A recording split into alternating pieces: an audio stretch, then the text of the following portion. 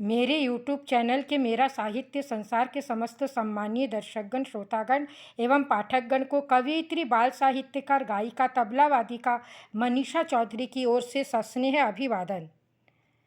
आज मेरी स्वरचित कविता आपके समक्ष जो प्रस्तुत है, उस कविता का शीर्षक है मणिकर्णिका घाट।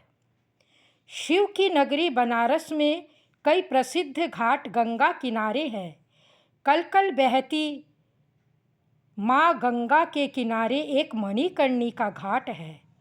माना जाता है जीवन के अंतिम दिनों में इस घाट में मुक्ति मिलती है। पूर्व जन्म या कई जन्मों के पाप का क्षय होता है, ऐसी ये धरती है। जब कभी जीवन में अहंकार, माया, लोभ सर्वोपरि स्थान पर हो जाए, तब जीवन में एक बार काशी के मणिकर्णिका घाट का दर्शन कराए। अग्नि की तेजोमय प्रज्वलित आभा में शव का अंतिम संस्कार होता है। गंगा के इस घाट में प्रतिदिन कई परिवार रोता बिलखता नजर आता है। जिस काया की सुंदरता पर अभिमान है सबको, सब जलकर राख होता है। जीवन की सच्चाई का तब हम सबको आभास होता है। काम, क्रोध, मद, मोह, लोभ रूपी शत्रु को इस घाट पर जलाए, अपने मन में गंगा मैया की निर्मल धारा को बहाए। उत्तम कर्म को जीवन का आधार बनाकर अपना कर्तव्य निभाए। काया का क्या भरोसा, पल में जलकर राख हो जाए। धू धू झलती घाट की ज्वाला मानव को संदेश देती है। कर ले बंदे जीवन में मनमानी, आत्मा अजर अमर होती है। माता पार्वती के कर्णफूल कुंड में गिरने से यह घाट बना।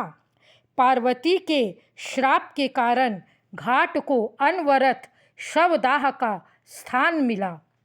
जब कभी जीवन में झूठी शान दिखावे के प्रति मन भागने लगे, तब काशी के महाशमशान घाट के नज़ारे को देखने चले।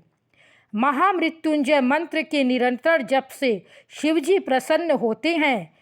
गंगा आरती में शामिल होकर भक्त को प्रसन्नता मिलती है। कर्म की गठरी पाप पुण्य भी जलकर जहाँ खाक में गिरती है। नश्वर शरीर के अग्निदाह से आत्मा को मुक्ति मिलती है।